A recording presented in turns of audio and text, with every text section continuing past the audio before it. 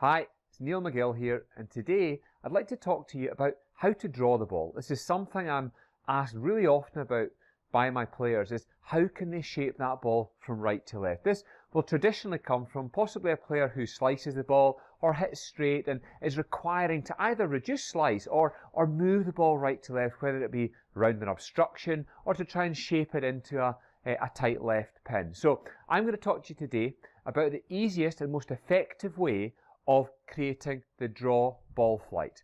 So what we need to look at initially is where our target is, how much we need to curve the ball, because the amount of curve that we require is going to really make an impact on how we play the shot.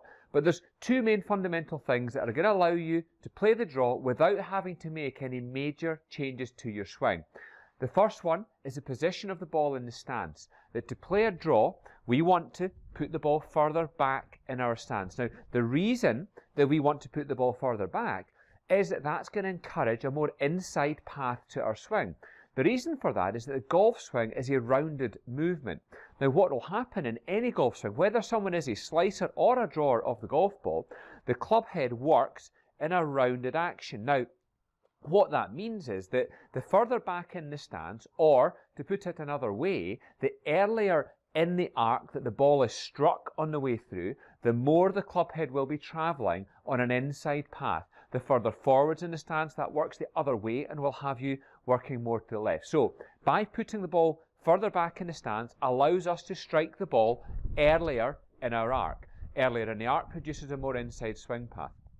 Secondly, we want to move our body alignment more to the right-hand side. That also helps to encourage an inside path and helps us again to impart some right to left spin on the golf ball. What has changed a lot in recent times, however, is how we produce the curvature. So in the past, it was always believed that the swing path, so in other words, the inside to out swing path, the rightward direction of the path, we believed would create the initial direction of the golf ball, and then the club face would create the spin and get the ball shaping back. We now know through the modern equipment of FlightScope, TrackMan, and these radar technology that we use, that actually this is flipped on its head, and we now know that it's the club face that has the majority impact on the direction the golf ball starts its flight, and it's actually the path of the swing that creates the spin. So the face sends it and the path bends it. And that's the best way to look at it. Think of other sports. Think of table tennis. Think of tennis. If you want to curve a ball, you don't create the curve by changing the direction of the bat. Rather, the curve is created by swinging from the in to out. That imparts the right to left spin. Golf is exactly the same. So we move our aim to the right, we move the ball position back. The fault and where we would get mixed up previously is that we would point the club face where we wanted the ball to finish its flight. The problem that has is we now understand if you turn that club face in and point it to your final target, more often than not, your golf ball is going to go straight into your obstruction or certainly hit into that. What we want to do with our club face, we want the club face to point where we want the ball to start its flight. So for me, my club face is going to point slightly to the right of target. I then, through my alignment, through my ball position and my swing, I am now going to make sure that the path of my swing is more to the right than the club face point. So, ball back, aiming to the right. Your swing thought, and all you really need to focus on the swing, is to really allow your body to twist around. So we don't want too much of an upright swing, backswing when we're trying to play the draw. Instead, allow yourself to work deep behind. That again is going to encourage the inside path, which is going to encourage more curvature on the ball flight. So if I hit a couple of shots for you here, club face points slightly to the right of my target. I've dropped the ball back in my stance. If I were to show you this from face on, ball is dropped back, alignment to the right hand side, again encourages the inside swing path. So face where I want the ball to start, aim right, ball back. My swing focus then is a real deep twist on the backswing,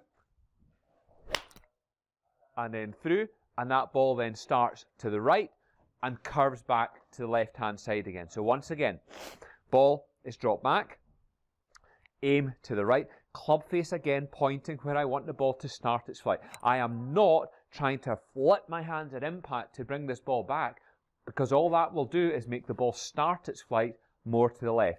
I am allowing the direction of my swing path to influence the curvature on the ball flight. From setup, I twist deep,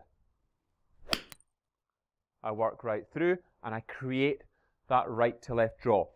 The more you need the ball to curve, the more you need to move the ball back, the more you need to adjust your alignment, and the deeper you want to turn. So for a real sharp turn, if you had to really move it around something, exaggerate ball position, exaggerate alignment, and work really deep on the backswing. And by that is getting the body rotating and twisting centrally, but really rotating deep behind you to create that inside path.